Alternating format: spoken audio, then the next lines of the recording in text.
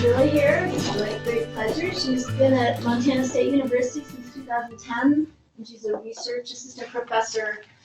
She bases in a lot of places, so I imagine she wears a lot of different hats. She's in the Center for Biofilm Engineering. She's in the Department of Chemistry and Chemical and Biological Engineering, and she's working with Rob Payn, so she's got a visiting scientist appointment in LRES. And she works on organic matter, looking at the evolution and cycling of it. And her work has taken her to Antarctica, where she's worked for a number of years, but she's also worked in Montana on glacier systems here. So thank you for coming. I'll turn it over. Okay, sounds good. Thank you very much for that introduction, and thanks everyone for coming today. All right, so I was told that the laser pointer doesn't really show up very well on the screen, so I'm just going to be using my hands and kind of walking in front of the slides. Everybody can hear me okay? Yes, okay. All right, today I'm going to be talking about a number of different projects that really address how we think about different carbon controls in various aquatic environments. Okay, so aquatic ecosystems are important processors of energy and materials.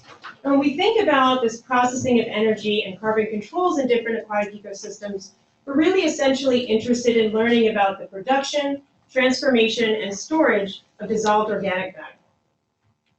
Now, dissolved organic matter plays many roles in aquatic ecosystems, including fueling heterotrophic activity and coupling energy and nutrient cycles, which ultimately leads to the balance of carbon in these ecosystems, influencing both local and distant food webs.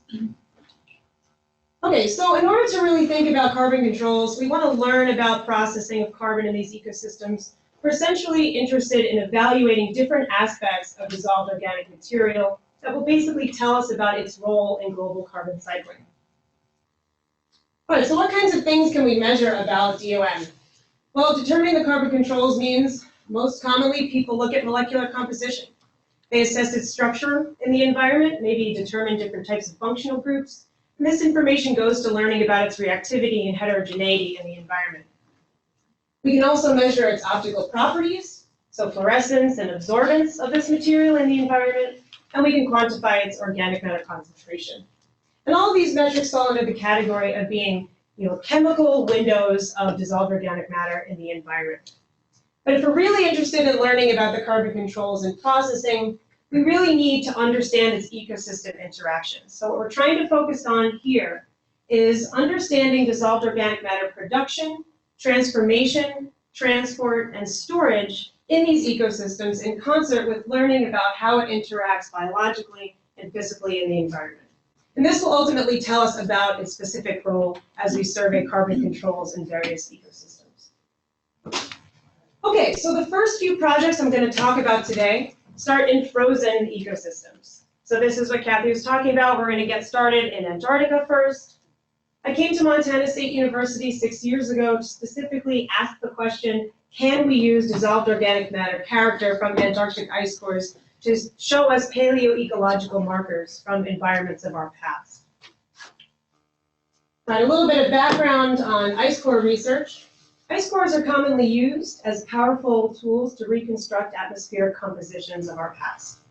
And the WAIS Divide Ice Coring Project, which is situated on the West Antarctic Ice Sheet Divide in West Antarctica, was the first of its kind to incorporate an ice coring endeavor along with the identification and characterization of organic material. And this really opened the door, not just for paleoclimate implications, but also as we think about these large reservoirs of fresh water stored in these Antarctic ice sheets, or the Greenland ice sheets as well. Because not only is this information going to be applicable for the ice core community, but it's also going to be telling us about potential implications for our future as this material is released from the ice lattice with melting and retreat in a warming climate. So this project was a giant multidisciplinary effort. So many people involved in this project, I couldn't even fit them on the slide to acknowledge them all, but it drilled a continuous core from the surface of the Antarctic ice sheet at WAIS Divide down to about 3,405 meters in depth. That's a lot of ice core. And this was going to tell us something about the last 100,000 years of our paleoclimate history. All right, so we got some funding to study a certain section of the WAIS Divide ice core. So organic matter characterization came onto the scene in order to survey the transition between the last glacial maximum through deglaciation and to the Holocene. So our section of core was actually only 1,400 meters of that 3,400 5-meter depth. But it's capturing the transition between the LGM and the Holocene, which captures 21,000 years of our history. So still a substantial amount of information. So the ice cores come out of the ground, they get sent off to Colorado to the National Ice Core Laboratory for core processing. And that picture on the left is about like this big around. The ice cores are pretty big. They get sliced and diced into pieces that get sent worldwide to all the Waste Divide collaborators on the project. In our specific section, this is a picture of it. It's hard to see the transparency there. 3 by 3 centimeters and 1 meter long sections of ice cores. 1,400 meters of this that gets sent to the Desert Research Institute for continuous flow analysis melting and for our discrete sample collection for organic matter characterization. Here's a nice picture of what the ice core looks like on the melter head itself. And the melter head is very a revolutionary piece of equipment in ice core research. So the melter head has different rings that sit in different sizes, so that melt water coming from the outside of the ice core either goes to a waistline or goes to a different type of analysis. And we actually got our meltwater from the innermost core. So we're hoping that it's the least contaminated from the drilling process and from the ice core processing line at Nickel. All right, so if we're thinking about organic matter characterization at Waste Divide, we need to be thinking about its potential sources. Here's a nice schematic diagram that shows the entire Waste Divide project with the sources that we're thinking are contributing to organic matter in these ice cores highlighted on the right. And also, I like the schematic diagram a lot because it shows not only the production of certain things in the environment, but also this starts us thinking about the mechanisms to which they get transported to polar regions. And that's something we're going to come back to today during this talk. All right, so we got 1,400 meters of core. We're going to have a lot of meltwater. How are we going to be surveying continuous ice core data? Lots of samples, lots of meltwater. We need to pick a specific type of technique that's going to best give us, best interpret this information of organic matter characterization. So we turn to fluorescent spectroscopy, and I'm going to be talking a lot about excitation emission matrices today, or EEMs. EEMs are commonly used in the organic matter world in aquatic ecosystems, also used in terrestrial soil surveys as well, because they're a great way to characterize the bulk optical properties of organic matter reactivity, structural properties, and origin. And so this was the method of choice for the Waste Divide ice core. I'm going to show you an example of an EEM here. We're basically scanning simultaneously excitation and emission wavelengths and reporting fluorescence intensity on the z-axis. So what you're looking at here is a 3D map of optical space. And the fluorescence that you see in this region is going to be characteristic of different types of material. Now, PALEOCOLOGICAL was the pioneer of discerning between different types of fluorescent material using EEMs as a method of choice. So I'm just going to briefly go through the differences here. We have lower excitation emission wavelengths that correspond to peaks B and peak T fluorescence that are characteristic of proteinaceous-like organic material, amino acid-like fluorescence. And this material is considered to be more labile and reactive in the environment. So less humic-like at lower excitation and emission wavelength pairs. Now, as we transition away from this region, we see different regions of maximum fluorescence here, which incorporate more humic-like organic matter. Okay, we've got peaks A, peaks C, and peaks M, which all talk about more degraded or recalcitrant material. We're going to apply these different fluorophore labels to assess how our EEMs are changing over time. So the presence or absence, and then the changes throughout different climate periods on whether or not these fluorescent maximum show up or disappear is going to tell us about our organic material. All right, so let's take a look at some of the data from the WAIS project. These are two examples from the Holocene. The one on the left shows a really nice example of microbially derived organic material. Again, in the lower left-hand corner of that EEM, you've got more labile material compared to on the right, fluorescence in the humic-like region. And I want to show these two examples because nearly all of our EEMs look like the example on the left-hand side. Okay, that's a lot of EEMs. We had 1,191 samples, and most of them look like that. Okay? That's a lot of microbially derived organic material that is present throughout 21,000 years of history. So just looking at that at the outset, we're thinking that there's a dominant microbial control of this organic material present no matter what's going on in the climate. And it's important to note that we did see humic material, but we saw less than 3% of our total data set had humic-like material compared to the microbial controls. All right, so the first thing we wanted to do was ask, is fluorescence changing through time? We know that there's obviously a dominance of one type of fluorescence. Is that ever changing with the last glacial maximum transition to the Holocene? And I think this posed probably the biggest challenge so far for this research project. After generating almost 1,200 EMs, we didn't really know what to do with them besides assess the nature of the different fluorophore labels.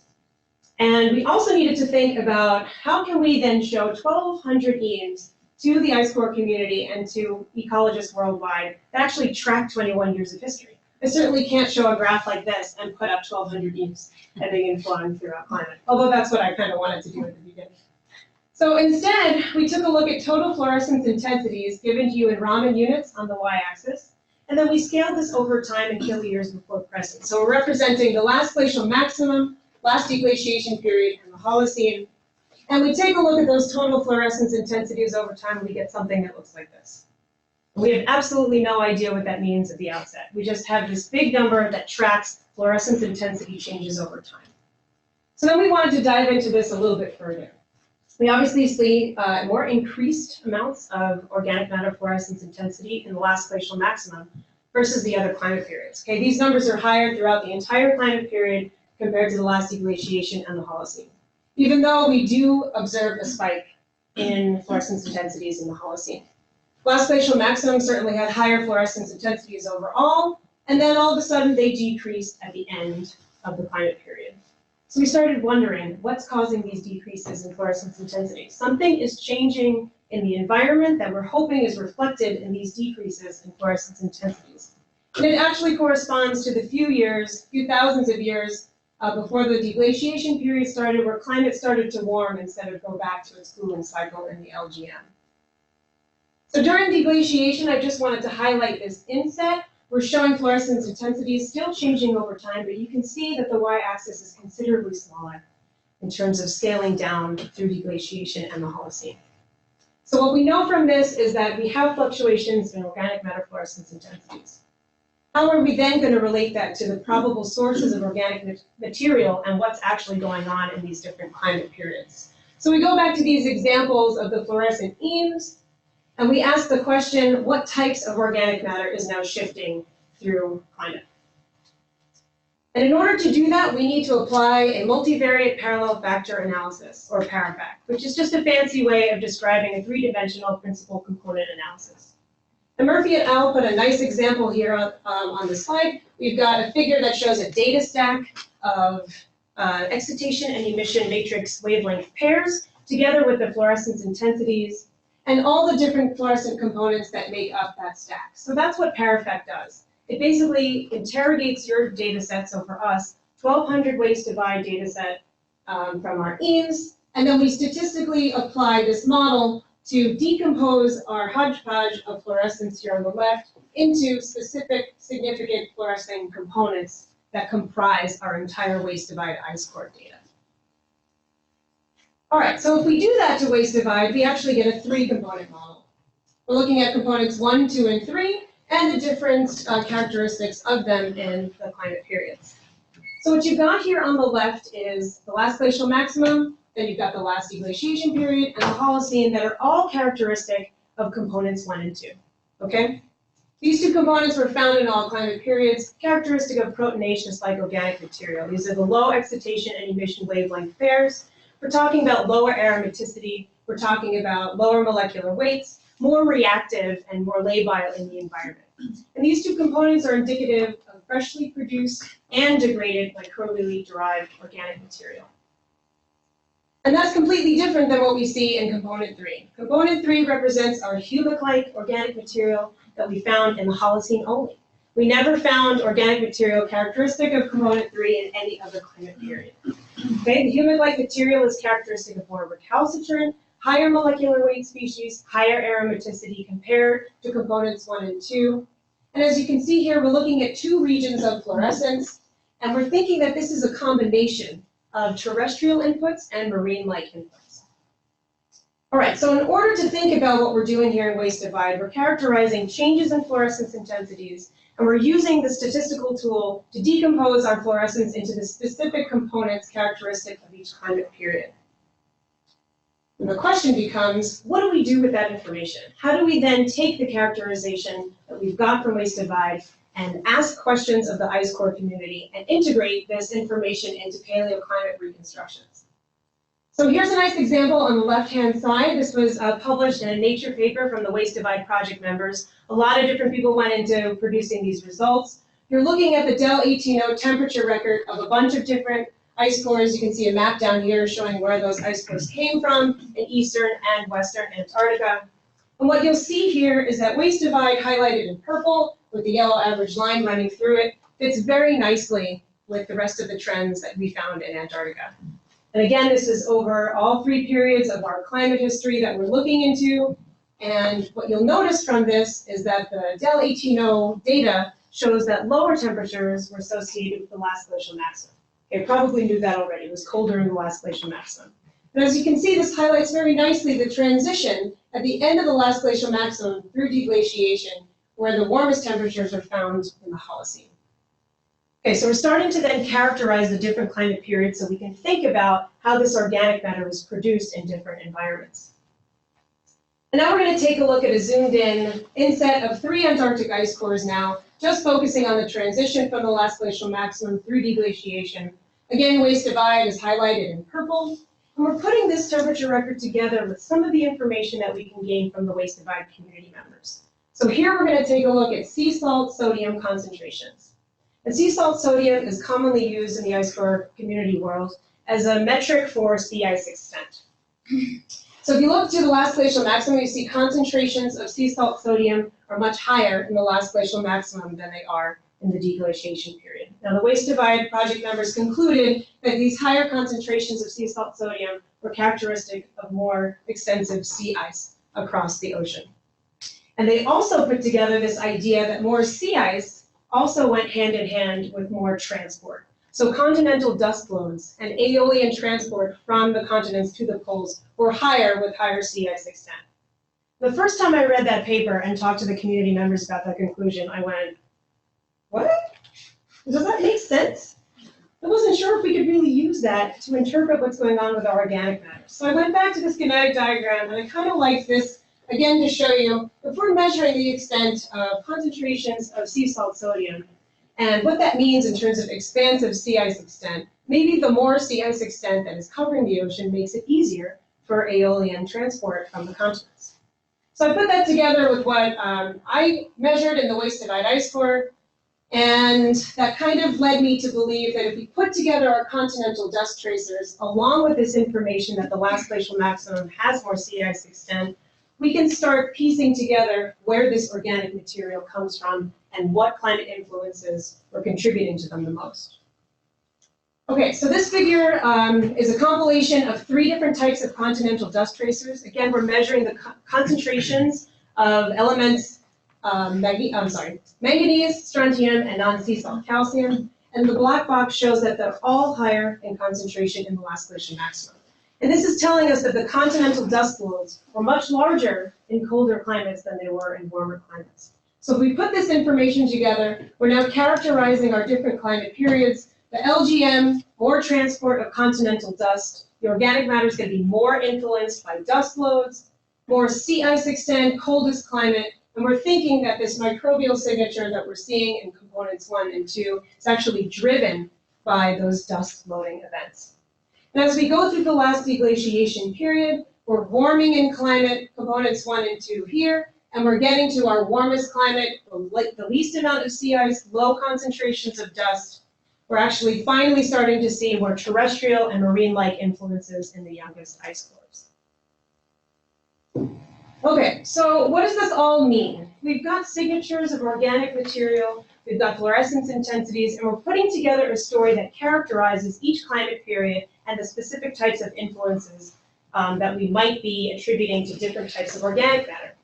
So I wanted to take a little bit more of a leap, not necessarily hand-waving, but a little bit more of a leap to learn about carbon productivity in past environments. And so here we've got, again, our PARAFAC model, last glacial maximum, and our fluorescence intensities. When I think about the last glacial maximum, I'm thinking about the world in this type of condition. So more extensive sea ice coverage, more continental ice coverage, and more tundra expansion throughout the world. And Chase et al. Talked about this in a Nature paper in which they assessed carbon productivity rates in the last glacial maximum different from that of the Holocene. So now I'm kind of walking away from the ice core data itself and going into the historical records of what was going on in past climates based on ecological data. And so this research paper kind of talked about how carbon cycling rates were lower compared to the Holocene, about half that in the Holocene. And while carbon was cycling in the last glacial maximum, we're kind of thinking that it was this inert carbon pool. So tundra expansion throughout the last glacial maximum was actually prohibiting a lot of organic material production and transport to the atmosphere that could get to the poles. All right, so what's going on in the deglaciation period then? We're seeing the same two components that are characteristic of deglaciation, different fluorescence intensities fluctuations after the last glacial maximum. And now we know that there's a transition in climate. We know the temperatures are warming. We know that sea ice extent is retreating. We know that ice cover is retreating. What is that going to mean in terms of our organic matter characterization? Well, the only way to get at kind of finding a transition in climate based on our organic matter record was to look at component 2. So essentially, we kind of took a look at a PARAFAC model inside of our PARAFAC model, which doesn't really make a lot of sense. So what it essentially does is we're breaking things down into the specific pieces of the last glacial maximum, the last deglaciation period, and the Holocene to actually see if we find any variation within this component. So the first thing I want to point out is that within this component, you see kind of like looks like a doublet or an unresolved maximum region of fluorescence. And we kind of raised our eyebrow at that and said, well, what does this mean? I'm not really sure. It looks like we have overlapping amino acid-like fluorescence in component 2. So if we take a look further at what's going on from the last glacial maximum through deglaciation to the Holocene, we actually see a shift in component 2 variation. And the shift is most predominant from the last glacial maximum to the LD. We actually get a red shift to longer wavelengths. You can visualize that here. Here's the maximum region of fluorescence. And instead of it being this low, it's actually situated further on longer emission wavelengths. And it was kind of hard to see on the small screen. It's a really important shift. And the reason why it's so important is because Mayer et al. Talked about the differences between amino acid-like fluorescence. If you're closer to tyrosine-like fluorescence down here, then you're more indicative of microbially derived and degraded organic material. If you're closer to a tryptophan-like fluorophore, shown here in the LD, you're actually more characteristic of freshly produced material. So this kind of reopened our eyes into thinking that maybe we're capturing, even though our entire model has this, maybe we're capturing that transition of freshly produced material in the last deglaciation period. And then as we move into the Holocene, we see the appearance of a third component. Again, we've got 2 regions of maximum fluorescence, which breaks down into both terrestrial and marine-like inputs. Again, changing in climate, warming in climate. And we also know from some of the literature that there was double carbon production rates in the Holocene. And I bet everybody is thinking this right now, because we certainly were as well. Now what? So we have a continuous ice core record. We have fluorescent characterization of organic material from 1,400 meters of core. Where do we go from here? We've opened the door into thinking about how we can incorporate organic material characterization into the ice core community world. Where do we go with that? And the answer is we wanted to move beyond bulk characterization techniques. So while fluorescent spectroscopy tells us an awful lot of information, it's very rapid, requires low sample volumes, it's also just kind of like a jumping off point. It's a great thing to get going on and use and then ask more detailed questions. So we were a little bit more driven by this hypothesis. We wanted to ask whether or not we could move beyond organic matter characterizations at the bulk level and characterize molecular signatures and microbial signatures in order to better understand the characteristics of past climates. So we hypothesized that the organic matter composition itself and its character, along with its microbial signatures, were actually a function of climate, therefore reflecting changes in carbon productivity from our past. So we took 2 sections of ice cores this time. So No more 1,400 meters of core. Now we begged the National Ice Core Laboratory to get our hands on chunks of ice. And we actually got funding for a piece of this project as well. We were able to get funding for the Waste Divide Replicate Core project, in which we got a section of that core from 14,500 years ago. And we begged the National Ice Core Laboratory to give us more. And they gave us a section of ice core from the BYRD research station, which I showed on the last slide, very close to Waste Divide. Again, still in West Antarctica, similar precipitation rates. And what we're really trying to do here is use these two sections of ice cores that are completely separate in terms of their climate periods. Okay, thousands of years separating these two samples. So our hypothesis, we're really hoping this was a great way to test this hypothesis because the samples were so different from each other. All right, so the first thing I'll talk about today is molecular composition analysis. Here's a section of our ice core. So a nice example of what that looks like. Our section was about this big around.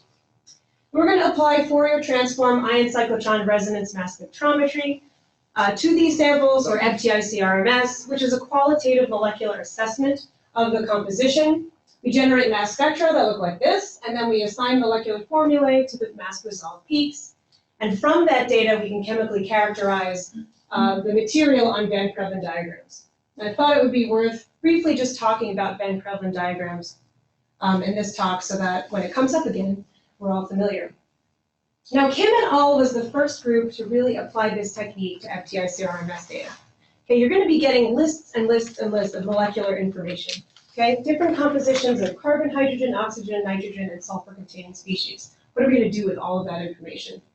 So we plot the hydrogen to carbon and oxygen to carbon ratios on the Van Krevelen diagram because organic material H to C and O to C ratios typically cluster within different regions on this Van Krevelen diagram that are characteristic of all of these examples here. Now, we're not actually measuring lignin or proteins or lipids, but we're measuring characters similar to that of lignin-like, proteinaceous-like, and carbohydrate-like species.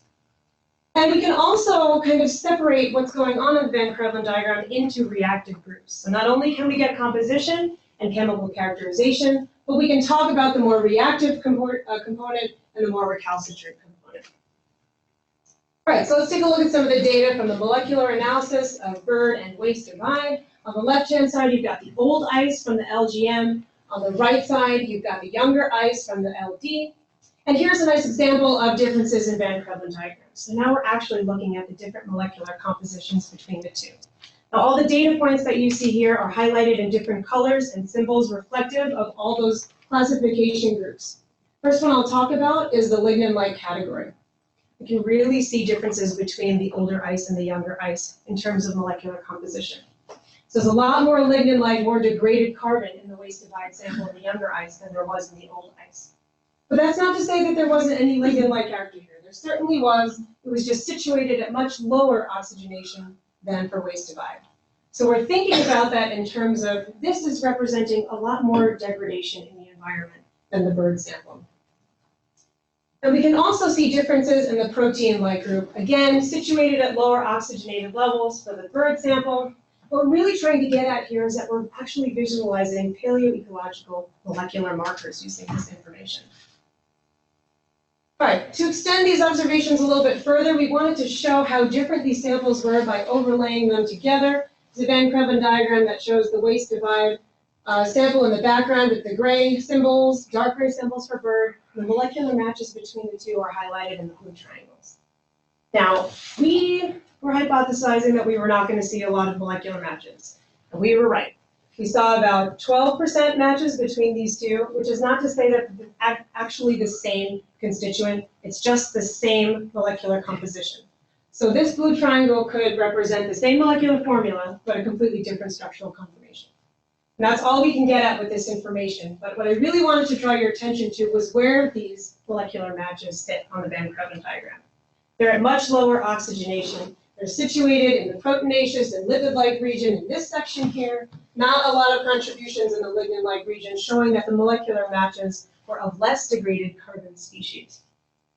We also analyzed its bioreactivity. Okay, so here's a triangle that shows that at the top of the Van Krevelen diagram, we have more bioactive, labile, really reactive species in the environment. And as we leave hydrogen saturation and get down to our more condensed aromatic structures, more carbon saturation at the bottom, then we see less bioreactive nature. And BYRD was our front runner. BYRD had 33.1% labile nature compared to waste divide. All right, so how do we put all of this information together? We made a little cartoon that kind of sums up the first part of the waste divide project and incorporates the second part that goes a little bit further, far away from bulk characterization to molecular level characterization. So on the left-hand side, you're looking at the last glacial maximum. You see much more continental dust flows. Aeolian transport was much stronger in the last glacial maximum, and sea ice extent was much larger than in the last deglaciation period. And using this analysis, we saw that bioavailability was larger in the older ice. We also measured higher concentrations of organic carbon in the older ice than we did in the younger ice. So we're putting the story together and thinking about what that might mean. We remember that the fluorescence intensities are much larger also in the last glacial maximum, and the chemical character was situated at lower oxygenation. When we compare that to the last deglaciation, we have less continental dust flows, less sea ice extent, actually saw more heterogeneity, more nitrogen and sulfur-containing organic matter species, over broad ranges of O to C ratios, so much more oxygenation characteristic of more recalcitrant nature here. And what we're currently working on is developing what this might mean in terms of its biological interactions. So we also measured microbial signatures in these ice cores. So we're surveying the chemical and biological controls of these environments. What we find is that the heterotrophic phyla are completely different, and the abundances of them especially are completely different with different climate periods. So we're currently working on what this is all going to integrate to and a better understanding of our past environments. Okay, we're going to switch gears a little bit. We're going to leave the frozen land of Antarctica, and we're going to say thank you for the ecological marker preserved in ice cores section of the talk. And we're really leaving the idea that we're inferring carbon processing from frozen ecosystems. We want to be segueing into what are the carbon controls in aquatic ecosystems? Can we monitor DOM processing in real time? So the frozen ecosystems really represent kind of thinking about carbon productivity of our past, what's going on right now. And coming back to that idea, we need to remember that aquatic ecosystems are important processors of energy and materials. So now I'm going to be talking about a project that we started here in Montana, in which we were interested in monitoring DOM processing over time in a headwater stream. When we think about headwater streams here in Montana, we need to remember that the allochthonous inputs are the dominant flux of carbon in these ecosystems. However, we don't know the extent at which this carbon is processed. It's dependent on a myriad of factors. And so we developed this experiment to ask how and to what extent the DOM is processed in an aquatic ecosystem, because it's necessary for our understanding of inland aquatic ecosystems integration into global carbon cycles. Okay, so to that last point, we're going to be talking about organic matter processing across different scales. So we need to ask ourselves these questions. How is DOM lability defined? We're talking about that reactive portion of DOM that's going to be cycling the carbon in these ecosystems.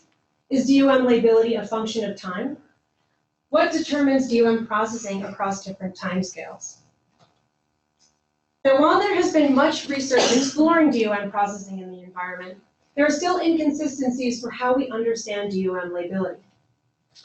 Now, DOM lability in the literature is informed from the total amount of DOM removed, or the proportion amount of DOM removed from the environment, or the rate at which that DOM is removed. But these definitions are inherently time-specific. And while processing studies have shown that these DOM classifications for labile nature and processing scales are not often related. So we wanted to use this information to inspire us to rethink about DOM lability and its processing in the environment. All right, so we come back to this framework that I talked about earlier.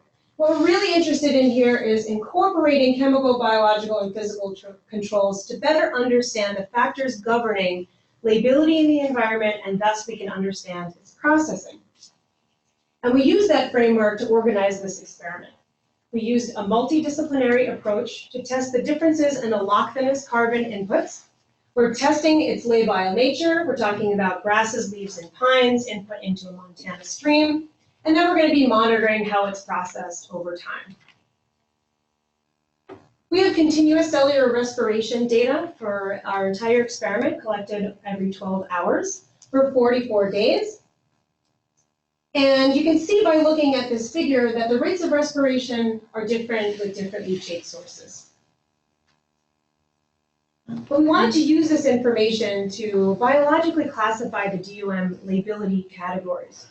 Now, previously in the literature, labile nature is defined as organic material that's respired on the order of days to weeks, whereas semi-labile material is respired over months to years. So we took a look at our respiration data together with cellular abundance data in order to restructure not only these DOM lability classifications, but how that can reflect short and long-term processing scales. So you're looking at the cellular respiration figure on the left, and on the bottom here, we're looking at cellular abundances over our timed experiment in days. First thing that you'll see here, the first few days correspond to an exponential period of growth. And we attribute that first few days to the most labile category of our experiment, short-term processing scales. Now, beyond that exponential phase, we actually go through a transition period where we've captured a transition down to what we're calling the cellular maintenance or equilibrium phase that we're attributing to carbon cycling on longer-term processing scales.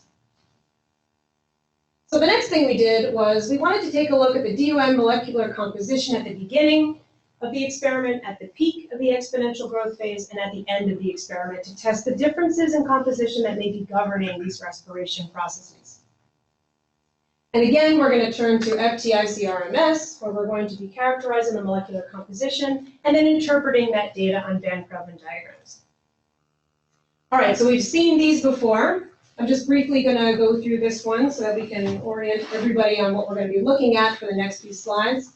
And again, these data points are all characteristic of the molecular backbone of DOM, which is carbon, hydrogen, and oxygen, and the extent of its heterogeneity, which includes nitrogen and sulfur species. All right, we're going to be applying a molecular lability boundary to the data that separates our group into more reactive and more recalcitrant species that you see here, talking about less aromaticity, more saturation, proteinaceous-like region, and more recalcitrant region. And then the next few diagrams, you're going to be just looking at a slice of the Van KREVELEN diagram above this lability boundary. So what we're really interested in are the carbon species in this labile section that are cycling throughout the processing experiment. All right, so here's an example from the experiment. We're looking at day 0, day 2, and day 45. Everything is above that lability boundary here, so the hydrogen to carbon ratios end at 1.5. And what you're going to look at here are light gray symbols that represent all of the molecular formula that were characterized from the sample. In the foreground, you're going to see colorful symbols that were unique to that time point, not found anywhere else in the experiment. So any colors that you see in this top diagram actually coming through here are unique to time point 0 and were not found in time point 2 or 45. So we can actually hone in on the types of chemical species that are changing throughout time. And we're doing this on short-term processing scales. So we've got day 0 and day 2 representing our short-term, and we've got day 45, obviously characteristic of our longer-term processing experiment. All right, let's take a look at some of the data. We've got grasses, leaves, and pines leachate, and at day 0, the first thing that should jump out at you is that pines is in the lead. We've got a lot more molecular formulae above this lability boundary that are classifying pines at the first day of the experiment as the most labile carbon source in the environment. Now, that's really interesting, but if you note, there's a lot more molecular formula at higher oxygenation in pines than there were in grasses and leaves.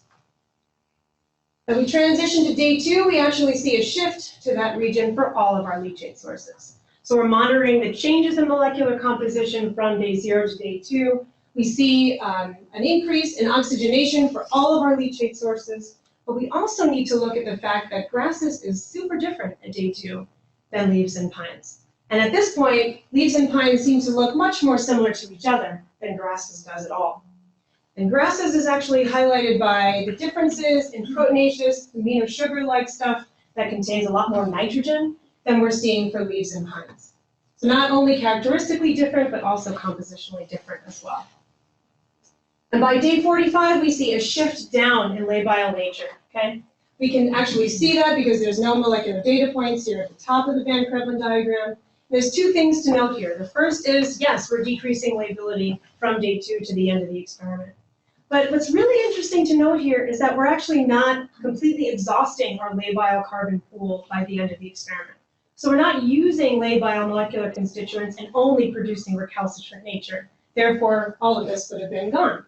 We're still showing that there's carbon cycling happening on long-term processing scales. So this is showing a nice example of the continuous production of labile material over 45 days.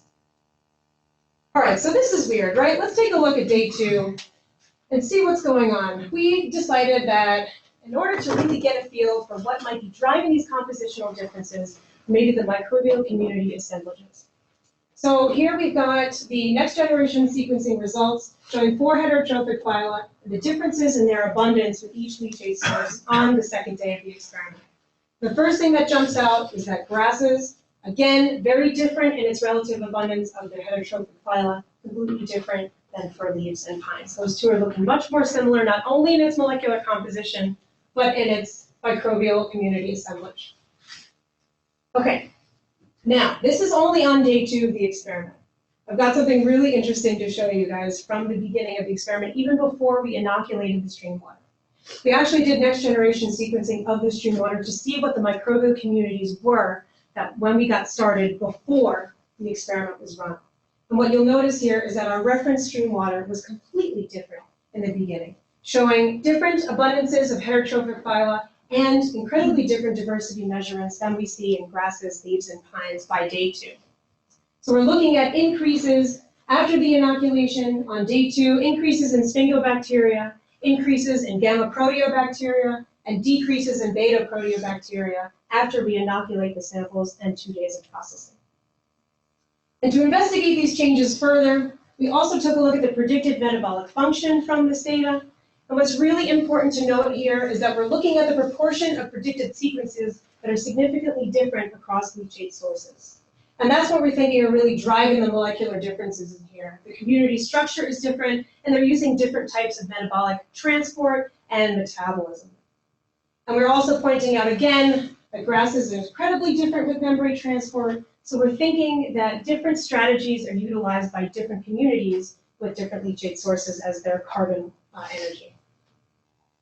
All right, so what have we done so far? We've looked at accumulation of CO2, respiration rates, we've looked at bacterial cell abundances, we've restructured how we think about our experiment in terms of short and long-term processing.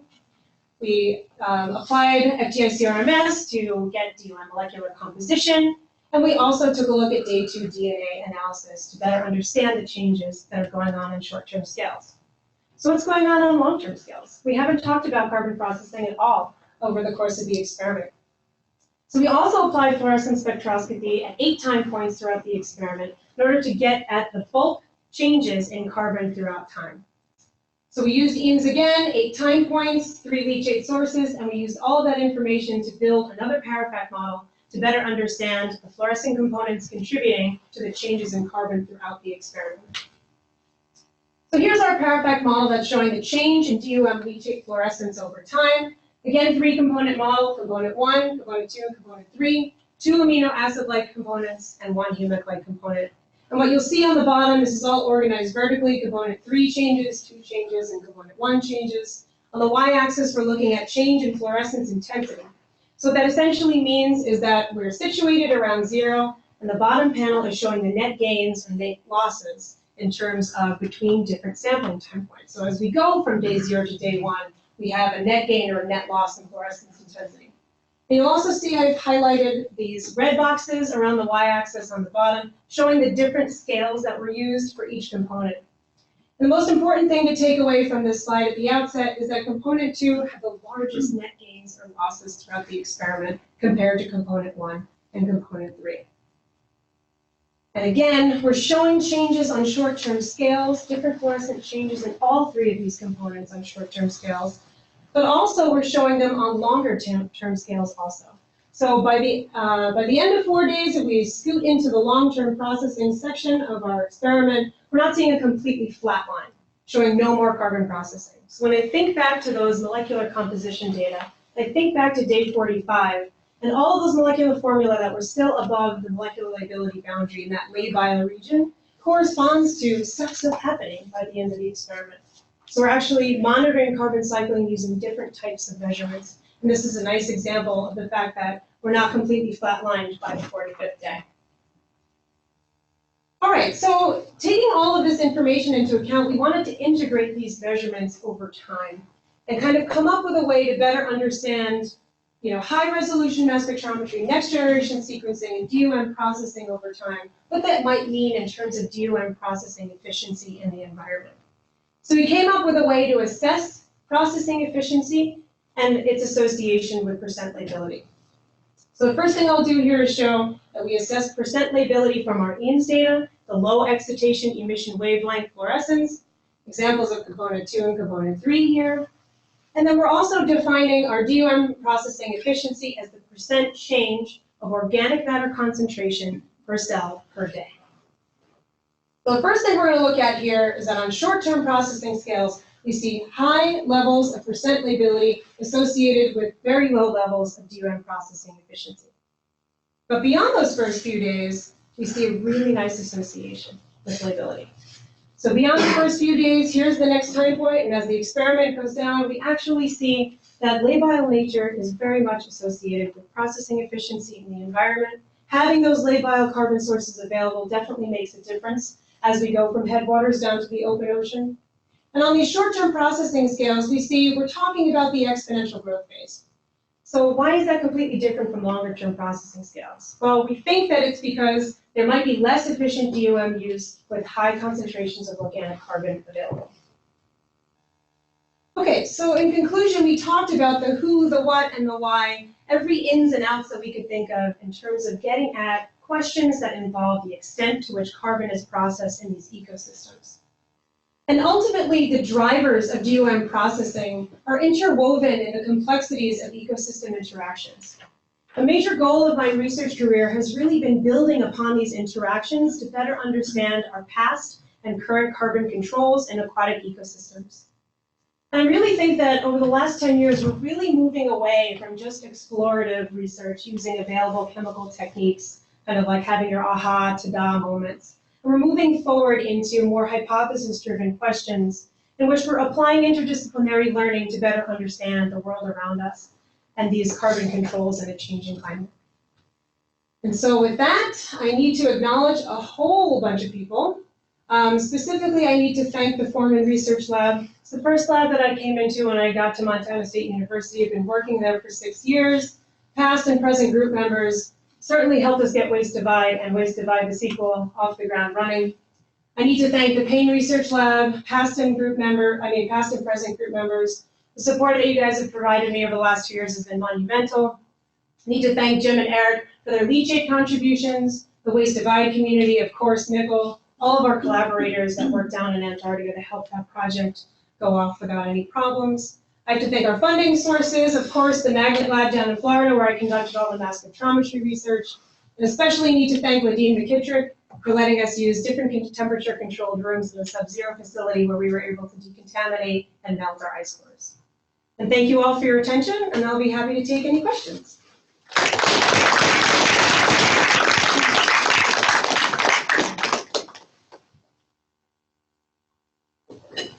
Yes, Rob. For the first project you were talking about, Yes. Was there any relationship between the humic occurrences and that big peak in the overall intensity? Okay, that's a great question, and our most troublesome question.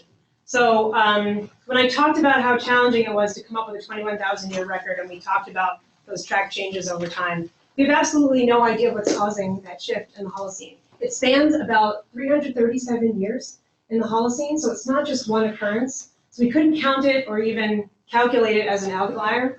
And I've talked to the WAIS Divide community a lot about volcanic interactions and different types of ebbs and flows of concentrations in the Holocene, and we haven't yet found one thing that sits right on top of our giant spike in organic material.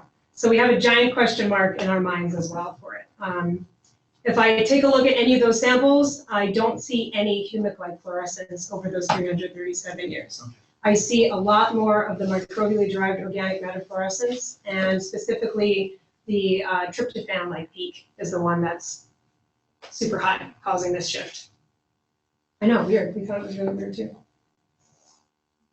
Yes, Kathy. So your shifts in organic through the ice core data must go, there must be like a local, extra local signal of organic material during the glacial time, and then it goes to more local, or where's the organic matter coming from? It's, And how far is it transported? okay, that's a great question. So if you think back down to that schematic diagram, it's coming from the entire world. We're actually not seeing local effects.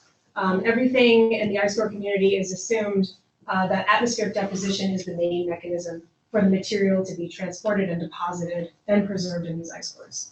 So we kind of have to turn our minds off into thinking about the material that's being produced right next to where we drilled the ice core, you know what I mean? And it's more about thinking about how it's coming in from different continents and ocean influences. So do you think it's tracking the dust sources Oh yeah, as the, so it's from Patagonia or? absolutely. So we kind of thought, the main contributors of continental dust and last glacial maximum were probably much closer to Sahara influences and stuff like that. And it's not necessarily going to be blown from the tundra-like ecosystem, so we're thinking it's got much more of a desert influence. Now, I've characterized some organic material in the Arctic, and the humic-like component is actually so much more prevalent. And we think that that's because the Arctic is surrounded by continents and Antarctica is surrounded by ocean. So we know the material is coming from somewhere, but using fluorescent spectroscopy, like I said, is the open door into what else we can do with it. We can't actually pick out the certain locations that it came from. We just have our best guesses.